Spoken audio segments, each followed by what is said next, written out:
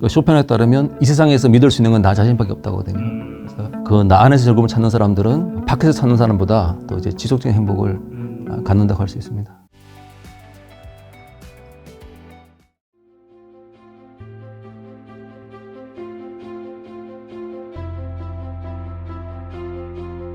저도 이제 나이가 1982년생이거든요. 그래서 42, 3살, 뭐 생일 안 지나서 41살이고, 어쨌든 40 초반대인데, 마흔이 불행한 시기라고요. 보통 왜 이제 불행한 이유가 있을까요? 예, 많이 되면은 네. 일단 노화가 시작되고요. 좀 약간 기도 죽게 되고, 그러니까 인간관계도 예전에 친구들이 이렇게 사라지기도 하고 하면서 어떤 변화가 많이 생겨나게 됩니다. 그리고 이제 경제적인 어떤 그런 측면도 누구는 잘 살고 누구는 못 살면서 그런 비교감이 생기기도 합니다. 그럼 나이 들면서 방금 전에 인간관계도 좀 많이 사라진다고 했는데, 이 친구가 사라진 이유는 뭘까요? 예, 무엇보다도 그 나이가 들게 되면 자기에 대한 성찰이 생기게 됩니다. 그래서 예전 같으면 그냥 으쌰으쌰하면서 그 지냈던 것들이 이제 자기를 돌아보면서 뭔가 이렇게 거리를 두게 되는 일들이 생겨나게 됩니다. 상처도 많이 받게 되고 실망도 하게 되는 어떤 그런 것이 있습니다. 그러면서 이제 뭐 비교라든가 시기라든가 질투 같은 것들을 하게 되는 거겠죠. 아무래도 20대, 30대까지만 해도 희망, 미래에 대한 걸로 좀 살아가는 부분이 있는데 40대, 50대 되면 그런 것보다 현실을 바라보다 보니까 그런 질투나 비교가 더 크게 느껴지는 부분도 좀 있는 것 같아요. 젊을 때는 뭐 이렇게 그런 비교할 게 없지 않습니까? 네. 다 친구들이 다 똑같고 뭐 특별히 누가 잘나고 못난 게 없는데 예, 나이가 들게 되면 그런 차이가 많이 생겨납니다. 누구는 아주 잘 되고 누구는 뭐 집도 샀고 누구는 집이 몇 평이고 누구는 외제차 뭐 누구는 결혼해서 애가 있고 누구는 결혼해서 없기도 하는데 누구는 결혼식장 뭐 호텔에서 뭐 몇 성급에서 예, 그런 것들이 상처가 되다 보면 지냈던 친구들과도 거리를 둘 수밖에 없습니다. 그러면 이제 나이가 들어서 스스로 하는 가장 없어 보이는 행동 이런 것들은 진짜 하지 말아야 된다. 좀 뭐 있을까요? 가령 이제 부자들은 자신의 어떤 부를 자랑을 하지 않습니다. 자랑하게 되면 뭐 세금도 많이 내야 되고 그 부자들은 없는 척 해야 되는데 이제 약간 없는 사람들이 뭔가 이렇게 과시하려고 하는 것이 많습니다. 없는데 이제 있는 척 하는 거. 돈이 없는데 돈 있는 척 하고 잘 사는 집도 아닌데 뭔가 자기가 집 자랑하게 되고 또 자식들 공부 잘한다, 출세했다 등등 자랑하고 그 바탕에는 허세와 허영심이 있습니다. 남으로부터 좀 무시받지 않으려고 하는 그러한 열등감이 있다고 할 수 있습니다. 그럼 반대로 좀 나이 들어서 좋은 평판 유지하는 사람들의 특징은 좀 뭘까요? 인생 힘들 때 옆에 있어주는 사람들이 좋은 사람 같습니다. 그렇죠. 좋을 때는 잘 나갈 때는 있죠. 예, 있는데 진짜 힘들 때 옆에 있어주는 사람들 그런 분들이 항상 이제 존경을 받게 되고 그런 분들이 좋은 평판을 받지 않을까 싶습니다. 그러면 이제 인간관계는 좀 어떻게 해야 될까요? 그 인간은 욕구가 두 가지가 있습니다. 욕망은 그 생존을 위한 욕망이 있습니다. 예, 먹고 사는 문제가 있는데 우리나라 사람이라면 그게 다 충족이 됩니다. 그 외에도 사회적 욕구가 있습니다. 존중받고, 존경받고, 사랑받고 싶은 마음이 있는데 그게 참 어렵습니다. 그 남으로부터 그런 지지를 받으려고 노력하다 보면 그 억지로 하다 보면 다른 사람으로부터 상처를 받는 일이 많습니다. 그러다 보니까 혼자 지낼 수 있는 힘을 키워야 되는데 그러지 못하다 보니까 다른 사람에게 기대고 의지하는 그런 것들이 생겨나게 됩니다. 그럼 작가님 말씀은 혼자 지내야 된다는 건가요? 혼자도 지낼 수 있어야 됩니다만은 다른 사람과 함께 잘 지내야 됩니다. 그 쇼펜하우어를 본다면 같이 지내는 능력이 더 중요하다고 볼 수 있습니다. 그 쇼펜하우어를 그렇게 이해합니다. 혼자서 지내라. 물론 그 능력도 중요합니다만은 남과 함께 지내는 능력을 더 중요하게 보고 있습니다. 그리고 뭐 사람을 만나는 범위를 좁혀라도 있던데. 사람들 너무 많이 만나게 되면 그 스트레스 많이 받게 됩니다. 좋은 사람만 만나도록 범위를 좁히는 게 그렇다 해서 아예 만나지 말라는 뜻은 아니고요. 좀 자기가 좋아하는 사람의 어떤 범위를 좀 최소화해야 된다. 그럼 이제 사람들과의 그 거리 같은 것들은 좀 어떻게 둬야 되는 걸까요? 예, 유명한 어떤 비유가 있습니다. 예, 고슴도치 비유가 있는데 너무 가까이 가게 되면 찌릅니다. 친해지면 친할수록 그 말을 심하게 할 수 있거든요. 그러니까 너와 나는 같다.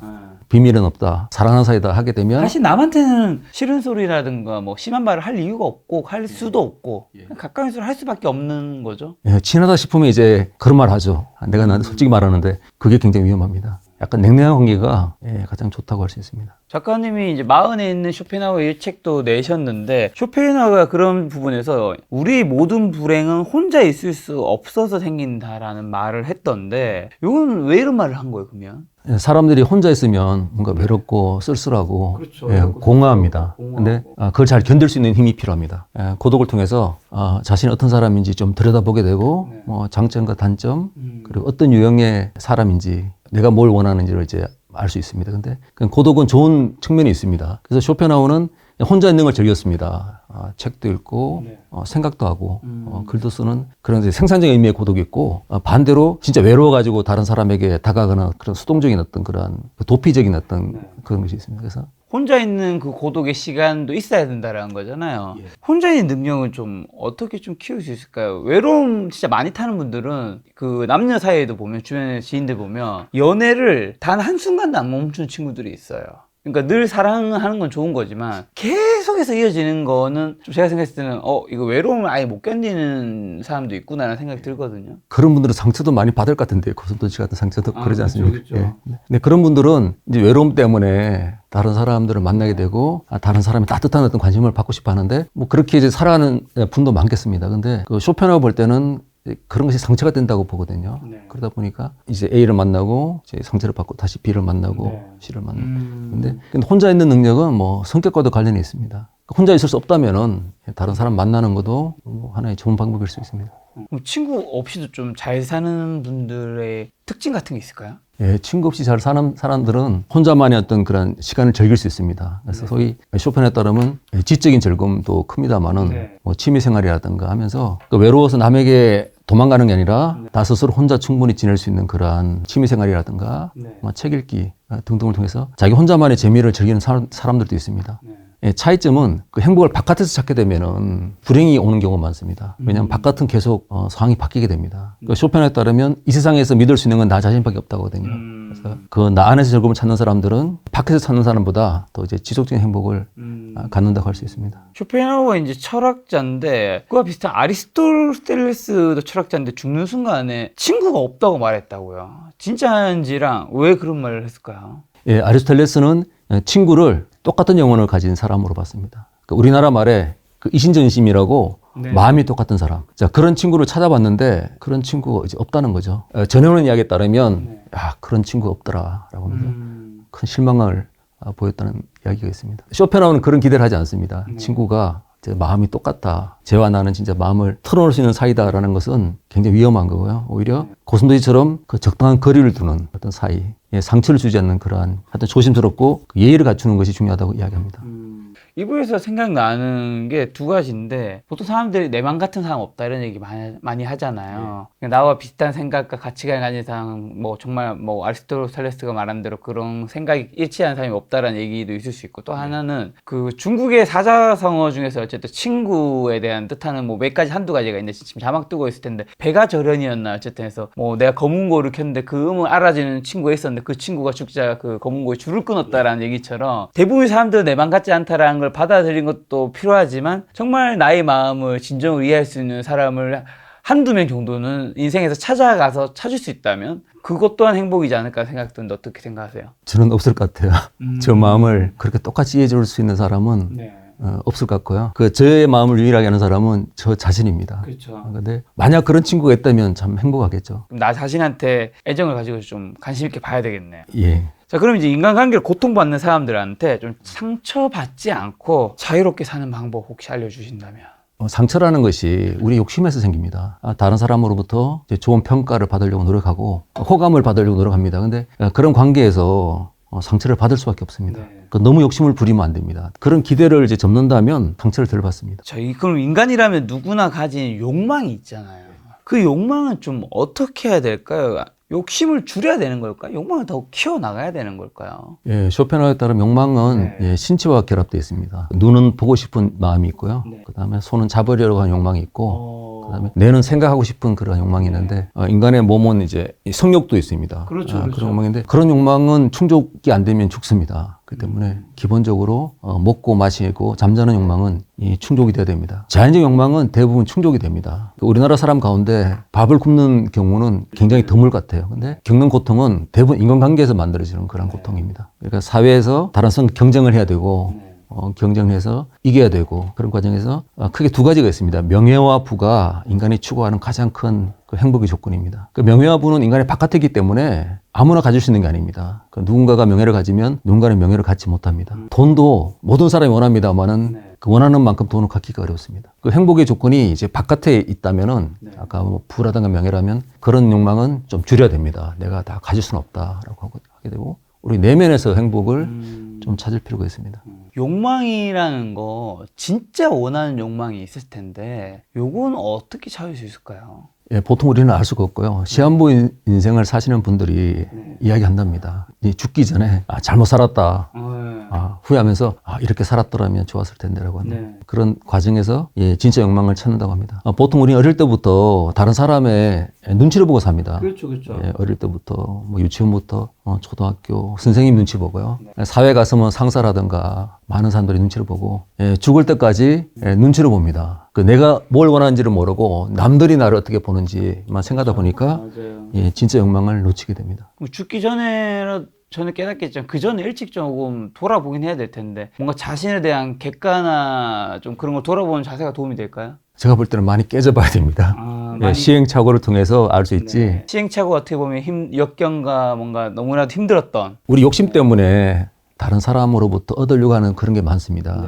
명예와 부가 있는데 그런 것이 쉽지 않다는 것을 깨닫게 되고 나 자신을 객관하게 됩니다. 내가 어떤 사람인지 뭐가 부족한지 들여다보게 되면 진짜 욕망이 무엇인지 이제 알게 됩니다. 그리고 고통에는 또 두 가지가 있다고요. 어떤 이야기인가요? 자, 고통에는 두 가지가 있습니다. 하나는 결핍에서 오는 고통이 있고요. 하나는 이제 과잉에서 오는 고통이 있습니다. 결핍은 가령 우리가 목이 마를 때 아메리카노 한 잔은 즐거움을 줍니다. 그렇지만 10잔을 마실 수는 없습니다. 그런 것은 이제 인간관계도 마찬가지입니다. 아무도 없으면 외롭습니다만은 그 친구가 너무 많아도 힘듭니다. 돈도 많이 들고 시간 뺏기고 스트레스 쌓이게 되고 돈도 마찬가지입니다. 돈은 없어도 힘들지만 돈이 너무 많으면 근심이 생긴답니다. 그래서 두 가지 근심은 고통은 결핍과 과잉 속에 있습니다. 고통은 결핍과 과잉 사이에 있다면 우리는 그걸 어떻게 해야 되는 거죠? 뭐 밸런스가 중요한 건가요? 결핍에서 과잉으로 넘어가는 과정이 행복입니다. 근데 그것을 우리가 알아차리기 힘듭니다. 목마를 때 커피 한 잔이 큰 행복을 가져다 줍니다. 두 잔은 행복을 주지 않습니다.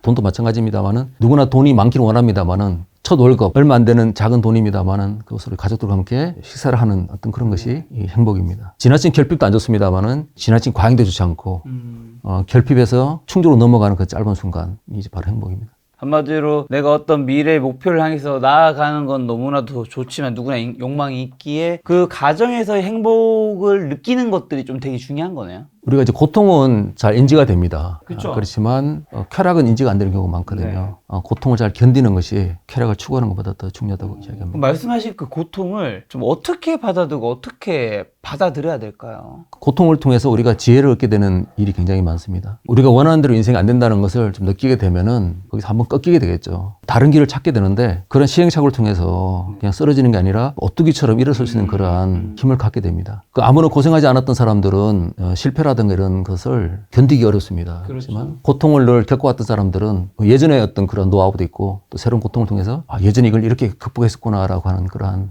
지혜가 생겨납니다. 쇼펜하우어가 인생은 고통이다라는 명언을 남겼잖아요. 쇼펜하우어는 그 말을 왜 남겼고 쇼펜은 왜 염세주의자가 됐죠? 자, 인생은 고통이라는 말은 뭐 불교도 나온 말이고 쇼펜하우어가 그 당시 인도 철학에서 이런 아이디어를 가져온 것 같습니다.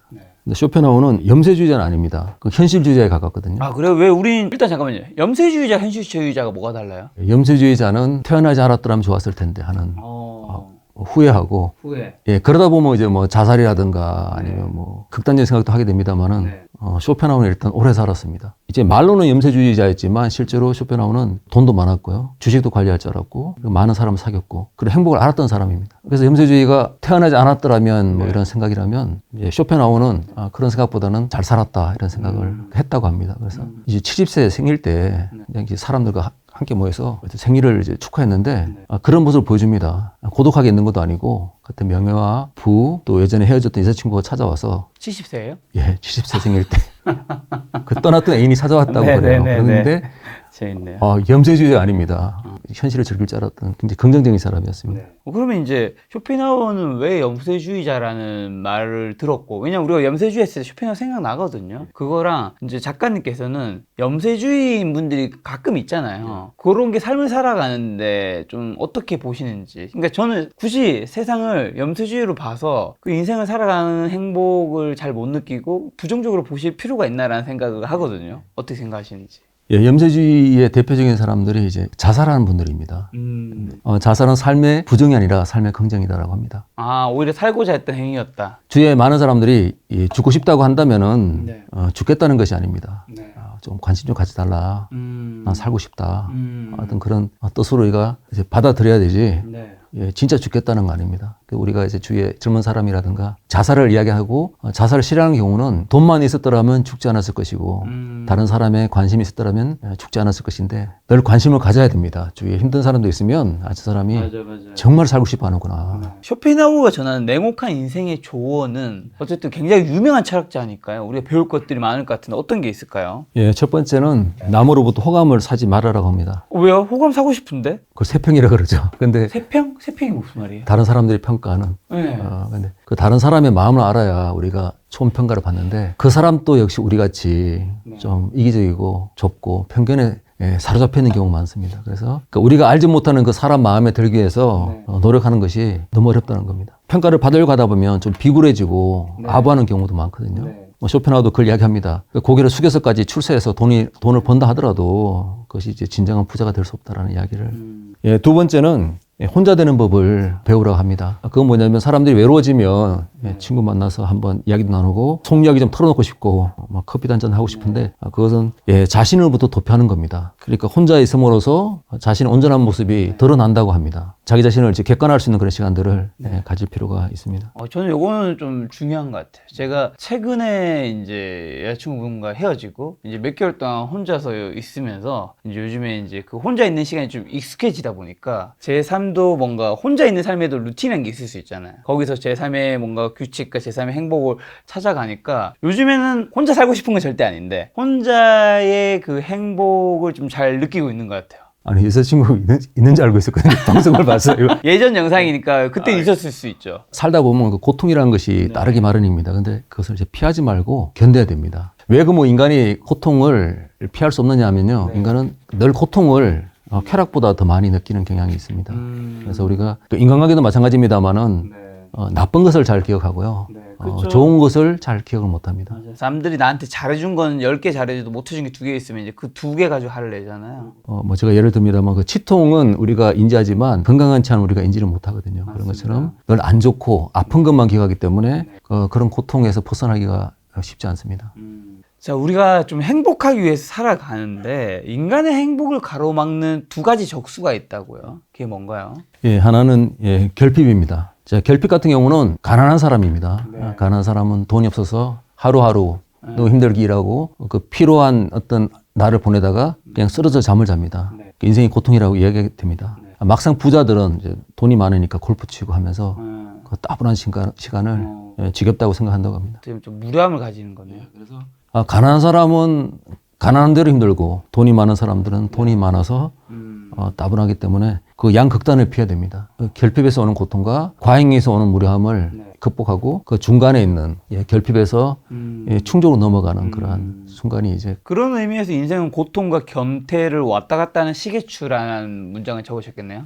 이 문장이 굉장히 유명합니다. 그래서 시계추는 이렇게 예전에 왼쪽에서 오른쪽으로 왔다 갔다 하지 않습니까? 근데 왼쪽은 결핍, 이제 모태솔로, 외로움입니다. 친구가 없는 그런 상태고, 이제 가운데로 가게 되면 사람을 만납니다. 그 인간관계도 좁힐수록 좋습니다. 그래서 안녕하세요, 누구누구입니다 할 때 그 즐거움이 있습니다. 호기심이 있고, 그 처음 만나는 어떤 그런 좋은 기분이 있는데 또 사람을 많이 만나게 되면 과잉으로 넘어가게 되면 사람들이 따분해집니다. 그래서 그럼 이제 인간관계가 깨지는 거죠. 친구가 없으면 없는 대로 외롭고 친구를 만나면 즐거움이 있습니다만은 너무 많은 사람 만나게 되면 지겨워집니다. 그래서 끊임없이 인간은 고통과 권태 사이를 왔다 갔다 합니다. 자, 그렇기 때문에 인간의 욕망은 계속 이렇게 움직이고 있습니다. 욕망이 좀 안정이 돼야 행복이 지속될 텐데 사람들은 계속 왔다 갔다 하기 때문에 마음의 평온을 얻기가 어렵습니다. 그리고 행복을 얻기 위한 방법의 핵심이자 행복의 전제 조건은 뭘까요? 쇼펜하고 말하기를 인간이 욕망한다는 것은 이미 개성이 있다고 보고 있습니다. 예, 자신이 부정해요. 난 개성이 있는 사람이 아니라도 이 우주에서 이미 이 개성 있는 존재입니다. 예, 두 번째는 그 욕망을 아는 겁니다. 네. 그러니까 각자 우리가 원하는 바가 다른데 그것을 잘 모르고 살아가는 경우가 많습니다. 내가 원하는 욕망 알아야지 자기 행복의 길을 아는 거겠죠. 내가 진짜 원하는 게 무엇인지 그 욕망을 알고 그 다음에 능력에 따릅니다.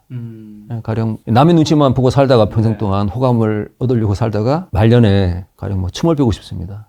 가령 살사라든가 배우고 싶은데 그런 욕망이 있다면 처음부터 살사를 출 수는 없습니다. 그런 욕망을 가지고 배워야 되겠죠. 배우다 보면 나도 죽기 전에 한번 저렇게 멋있게 춤이나 배웠으면 좋겠다라고 했다가 그걸 교육을 통해서 그 일치가 되는 순간 진짜 행복을 찾게 됩니다. 그 세상을 살다 보면 남의 기준에 맞춰서 살아가죠. 남의 욕망에 맞춰 살다가 자신의 욕망을 이제 찾을 때 비로소 자신만의 어떤 색깔을 찾게 됩니다. 그게 바로 이제 개성이라고 할 수 있습니다. 그러니까 결국에는 인생에서 행복하려면 내가 하고 싶은 것, 그 욕망과 내가 할 수 있는 그 능력의 교집합을 잘 찾아야 되는 거네요. 자, 그럼 이제 말씀하신 데 행복을 찾을 때 자신만의 색깔, 뭐 그게 개성일 수도 있을 것 같은데 찾아야 되는 이유는요? 우리가 이제 개성을 찾지 않더라도 이미 우리는 개성이 있거든요. 이런 욕망들을 좀 구체적으로 자기 성찰을 통해서 찾을 필요가 있습니다. 아까 행복도 제가 말씀드렸는데 인간은 이미 행복합니다. 근데 그것을 인지를 못하고 고통만 자꾸 느끼기 때문에 불행하다고 생각하는 경우가 있습니다. 그리고 인간은 이미 개성이 있는데 그 개성을 더 이제 도드라지게 노력해야만 더 개성 있는 사람이 됩니다.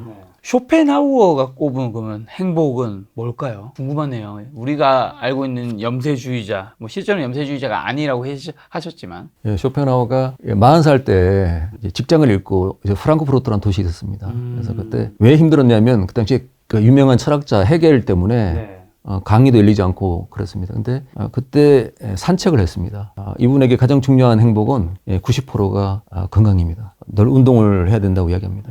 특히 너무 오랫동안 앉아있지 말라고 합니다. 이런 건강한 어떤 몸에서 건강한 마음이 생겨납니다. 그렇죠. 그래서 일단 이제 운동을 이제 꾸준히 해야 되고 그 운동을 함으로써 이제 스트레스 사라지게 되고 또 마음의 평온을 찾게 됩니다. 이미 건강하다면 90%는 인간이 행복한 겁니다. 네. 그러면 이제 남은 10% 마음의 행복을 찾는 방법은요? 첫째는 불필요한 인간관계를 줄이라고 합니다. 다른 사람으로부터 좋은 평가를 받으려고 하다 보면 너무 많은 사람 만나게 됩니다. 그 지나친 사람 많이 만나다 보면 좀 피곤하게 되고 소진되는 경우도 있기 때문에 인간관계를 좀 줄여야 된다는 이야기를 합니다. 두 번째로는 질투를 경계라고 합니다. 자, 질투는 뭐냐면 남이 잘 되는 거를 보고 배합하는 걸 말합니다. 근데 이러한 감정은 어쩔 수 없습니다. 원래 그 남이 잘 되면 내가 좀 이렇게 불행해지고 그런 이제 비교 감정이 생기기 마련이죠. 근데 그런 감정들을 없애기는 어렵습니다만은 좀 최소화할 필요가 있습니다. 자, 세 번째는 이제 미래에 큰 희망을 거는 겁니다. 큰 희망을 걸지 말고 작은 어떤 기대 정도 갖고, 왜냐하면 인간의 이제 지성이 발달하다 보니까 온갖 상상력을 가지고 미래의 대박을 생각합니다. 미래의 대박, 큰 성공 등등을 생각하면서 이제 현재의 어떤 그 행복을 놓치는 경우가 있습니다. 미래에 큰 희망을 걸지 마라. 네 번째는 세상에는 겉만 번지르한 사기가 많습니다.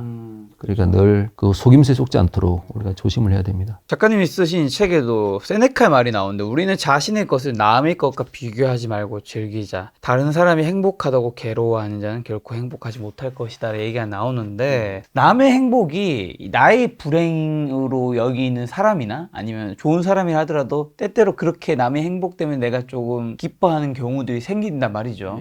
그럼 왜 그럴까요? 그러니까 남의 불행을 같이 공감하는 것을 동정심이라 합니다. 그건 좋습니다. 남의 불행을, 나의 고통을 느끼면서 도와줘야 되겠다는 것은 인간의 마음인데, 그 말고 이제 남의 성공을 배합하는 경우, 그런 것도 있죠. 시기 질투가 있습니다만 없애기는 어렵습니다. 남의 고통을 쾌락으로 느끼는 경우가 있습니다. 그걸 독일 말로 이제 샤덴프로이드라 그러는데요. 그와 정반대로 남의 행복이 나의 행복이 되는 경우도 있습니다. 니체가 이야기했는데요. 그러니까 남과 나의 행복을 같이 공유하는 거, 이것이 가장 높은 단계라고 보고 있습니다. 그러니까 낮은 단계는 이제 남의 고통을 자신의 행복으로 받아들이는 거, 그러니까 남의 불행이 나의 행복인 경우가 가장 낮은 단계고요. 가장 높은 단계는 남의 행복을 나의 행복과 함께 느끼는 거. 그러니까 남이 잘 되면 축하해주고, 어렵습니다만은 필요하다. 필요하다 할 수 있습니다. 자, 그리고 작가님께서 행복은 다가올 미래에 대한 희망이다라는 코멘트도 하셨던데 어떤 의미일까요? 자, 쇼펜하우어가 볼 때는 행복이란 것은 바로 현재입니다. 지나가는 현재. 우리가 인지를 못합니다만은 과거에서 미래로 가는 결핍에서 충족으로 넘어가는 그런 짧은 순간입니다. 그걸 잘 인지를 못하기 때문에 쇼펜하우는 그 현재 집중하라는 이야기합니다. 자, 문제점은 그러다 보면 미래를 놓치는 경우가 있습니다. 미래에는 이제 우리가 알지 못하는 뭐 좋은 행운이 기다리기도 하거든요. 만약 쇼펜하우처럼 산다면 현재만 집중해야 됩니다. 미래에 큰 기대를 하지 말고 이렇게 살아야 하는데 쇼펜하우는 미래에 큰 행운이 있었습니다. 그걸 놓쳤을 것 같습니다. 그래서 제가 만약 쇼펜하우를 만난다면 뭐 이런 말 해주고 싶어요. 쇼펜하우 할아버지, 당신은 미래에 작은 희망 하나는 가져야 되지 않았겠느냐. 결국 그걸 이뤘었거든요. 그래서 제가 그런 부분을 가지고 이제 쇼펜하우 생각을 보완하려고 한 겁니다. 미래에 잘 될 수도 있는데 지금 현재 때문에 너무 힘들어하거나 불행한 필요까지는 없다. 맞습니다. 그래서 쇼펜하우는 현재에만 몰입하라고 했는데 제가 볼 때는 미래에 어쩌면 좋은 일이 있을지 쇼펜하우도 이제 몰랐던 거죠. 제가 사랑에 대한 것도 좀 여쭤보려고 하는데 책에서 조건을 고려해서 이성적으로 선택한 결혼에는 본능에 이끌린 사랑 같은 정열이 없다. 그러나 성적인 매력에만 이끌려서 결혼하면 평생 후회와 탄식을 안겨줄 반려자를 얻을 것이다 라고 하셨어요. 이게 어떤 의미인지랑 보통 이제 양극단에 있는 경우가 그렇게 많지는 않겠지만 뭘 말씀하시고 싶은 걸까요? 예, 쇼펜하우는 의외로 여자친구들이 몇 명 있었습니다. 그래서 본인의 어떤 그런 경험이 바탕이 되는데 자, 쇼펜하우가 성적인 어떤 매력에 의해서 결혼하는 것을 굉장히 경계했습니다. 왜냐하면 본능에만 이끌려가지고 그런 외모에 빠져가지고 선택하는 경우 그 매력이 오래 가지 않지 않습니까? 오래 가지 않죠. 그래서 그 남자의 성욕을 비판한 겁니다. 그 남자가 이제 성욕에 이렇게 이끌려가지고 어떤 배우자를 선택하는 것은 좋지 않을 것이다라고 합니다. 너무 조건을 따지는 경우도 안 좋다고 합니다. 그러니까 너무 뭐 돈이라든가 그 적절한 지점이 중요하다는 거겠죠? 예, 그렇습니다. 너무 경제적 조건만 따지다 보면 아마 그런 생각이 들 것 같아요. 아, 저 사람이 나를 조건을 보고 만나냐 이런 생각이 들 것 같습니다. 너무 조건만 보는 거 이런 것은 제 사랑으로 가기에는 너무 좀 벽이 많이 생기는 것 같고 그 좋은 조건일수록 그런 생각을 많이 할 것 같습니다. 상대방이 내 돈 보고 나의 조건 보고 오지 않았느냐 순수한 마음이 아닐까라는 의심을 할 것 같고요. 사랑에 빠지면 콩깍지가 씌이는 이유는 뭔가요? 예, 쇼펜하우 의외로 이 콩깍지를 굉장히 중요하게 봤습니다. 근데 콩깍지라는 것은 그러니까 순간적으로 봤을 때 매력을 느끼는 걸 말합니다. 그 남녀가 시선을 이제 마주칠 때 이미 쇼펜하우는 미래 아이가 태어날 준비를 하고 있다고 하거든요. 그러니까 딱 보는 순간 이제 말도 안 됩니다만 딱 마주치는 순간 이미 미래에 아이가 태어날 준비를 하고 있다고 하니까 무서운 이야기죠. 그런데 거기서 이제 완전히 이제 환상을 갖는 겁니다. 아, 저 사람이라면 진짜 괜찮을 것 같다. 그런 어떤 환상인데 이 환상 덕분에 인간이 이렇게 사귀게 되고 자신의 의도와 관계없이 아이를 낳게 되고 하면서 영원히 이 생명을 이끌어 간다고 봅니다. 예, 봄이 되면 꽃이 피는 걸 보지 않습니까? 꽃이 그 수십 개, 뭐 수만 개 꽃을 피웁니다. 그런 것처럼 인간도 종족 본연에 대한 마음이 있는데 이성적으로 이루어지기 어렵습니다. 너무 사람 봤을 때 따지게 되면 이루어지지 않고요. 그냥 처음 봤을 때 느낀 호감, 착각 이런 것이 이제 결국 우리가 잘못된 거라고 알고 있습니다만은 그것이 있어야만 사람들이 이기적인 사람들 이런 사람들이 그런 사랑에 이제 넘어가는 일이 있습니다. 예. 그리고 나와 반대인 사람에게 끌린 이유는 뭘까요?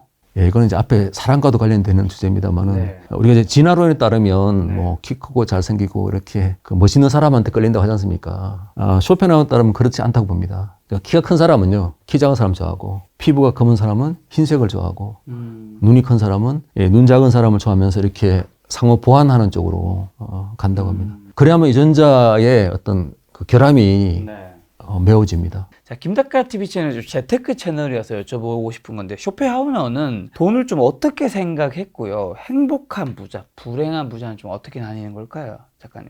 예, 요즘 이제 20대가 저책을 많이 읽는다고 합니다. MZ 세대들이 쇼펜하우의 어떤 그런 그 현실적인 어떤 생각들, 쇼펜하우는 경제를 굉장히 중요시했습니다. 이게 어릴 때부터 돈이 좀 많았고 아버님이 이제 사업을 물려주려고 했습니다. 그래서 이름을 아르토라는 이름을 이제 붙여줬습니다. 쇼펜하우가 이제 그 당시에 여행을 통해서 너무 힘든 사람들을 보면서 이제 사업을 접고 이제 철학을 하게 됐습니다. 그렇지만 돈이 얼마나 중요한지를 잘 알고 있었습니다. 자, 행복한 부자는 쇼펜하우 자신입니다. 돈이 많았기 때문에 굳이 이제 일하지 않고 혼자 있는 시간을 통해서 이제 책도 읽고 공부를 할 수 있었습니다. 강의가 없던 시절에도 타격받지 않고 부자였기 때문에 그렇습니다. 낭비를 하지 않고 과시하지 않고 항상 검소한 생활을 했다고 합니다. 불행한 부자는 졸부로 말합니다. 불행한 부자는 어릴 때 좀 가난하게 태어나서 아부와 비굴한 태도를 통해서 출세를 해서 돈을 버는 경우로 말합니다. 막상 이제 돈을 벌고 나니까 불안한 겁니다. 돈을 갖고 있는 자체가 이제 불안하기 때문에 탕진하고 가시하고 하면서 돈을 다시 까먹는 경우가 많다고 합니다. 예, 진짜 부자는 이제 부를 잘 관리함으로써 지키려고 노력합니다만은 불행한 부자는 자신이 부를 감당을 못해가지고 다 써버리는 경우가 많다고 합니다. 돈을 다 써버리고 이제 다시 가난하게 되면 마음의 안정을 찾는다고 합니다. 어차피 나는 흙수로 태어났는데 오히려 가난이 홀가분하다라는 식으로 뭐 그런 이야기를 한다고 합니다. 자긍심과 자존감이 좀 어떻게 다른지랑 자존감 좀 어떻게 어울릴 수 있을까요? 살아가면서. 쇼펜하우어 볼 때는 자존감 밑에는 허영심이 자리 잡고 있다고 합니다. 그러니까 남에게 잘 보임으로써 높은 어떤 자존감을 얻으려고 하는 어떤 그러한 시도를 말합니다. 남에게 좀 이렇게 좋은 말 하고 아부하고 이런 것들이 모두 이제 자기가 자존감을 갖기 위한 그러한 태도라고 이야기합니다. 우리가 어릴 때부터 1등을 하려고 하는 이유는 뭐냐면 자존감을 갖기 위한 어떤 그런 것이라고 합니다. 자긍심은 반대로 내가 나에 대해서 내린 평가를 말합니다. 자기 확신, 자기 긍정 같은 마음인데요. 남들이 볼 때는 좀 별로라고 하는데 내가 볼 때는 나는 괜찮다 하는 확신입니다. 늘 이제 살아가면서 남의 시선에 맞춰가지고 이 자존감을 얻으려고 하지 말고 내가 나를 통해서 나를 들여다보면서 얻는 그러한 이 정도면 괜찮다 내 인생 하는 그러한 이제 자긍심이 이제 필요하다 할 수 있습니다.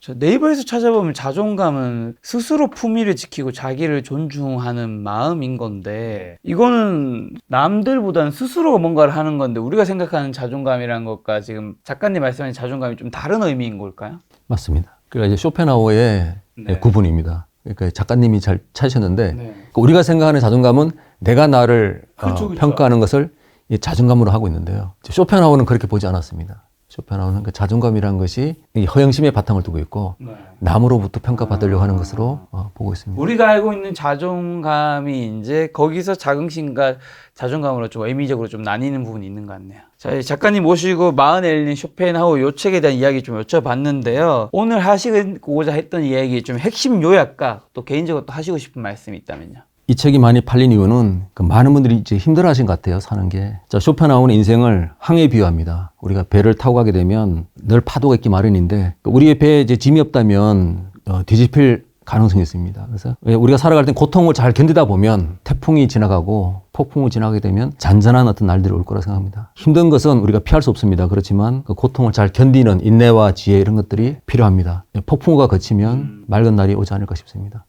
큰 희망은 갖지 말되 작은 소망은 가질 필요가 있다고 생각됩니다. 저도 이제 작가님의 말씀에만 이제 한마디만 저 보태면 이제 요즘에 힘든 분들이 있기 때문에 작가님이 출간한 책도 많이 본다고 하셨잖아요. 작가님이 해주신 조언도 삶에 잘 적용하시면 좋을 것 같고 플러스로 이제 제가 아는 엄청 큰 부자분이 저한테 해주신 얘기인데 어떤 이제 우리가 문제가 있는 거잖아요. 문제가 있는데 대부분의 사람들이 어쨌든 그 문제로 힘들단 말이죠. 그럼 이유가 있는 거잖아요, 분명히. 근데 그 이유를 그거를 해결해야 되는데 회피하고 방어하고 부정하고 다른 곳에서 그거를 막 하려고 해결하려고 하는 거죠. 힘든 이유가 있다면 그 어쨌든 문제가 있다면 그 문제를 직면하고 그 문제를 해결하는 게 당연히 힘들겠죠. 힘드니까 회피하고 부정하고 이제 방어하려고 하는 건데 거기서 방어하고 회피한다 해서 해결되는 게 아니기 때문에 분명 어떤 문제가 있다면 불가사의한 일이 아닌 이상은 그 문제가 생긴 이유도 있을 것이고 그걸 좀 직면하시고 그걸 해결하는 데 초점을 맞춘다면 우리의 힘듦도 조금은 사라지지 않을까 그런 생각이 드네요.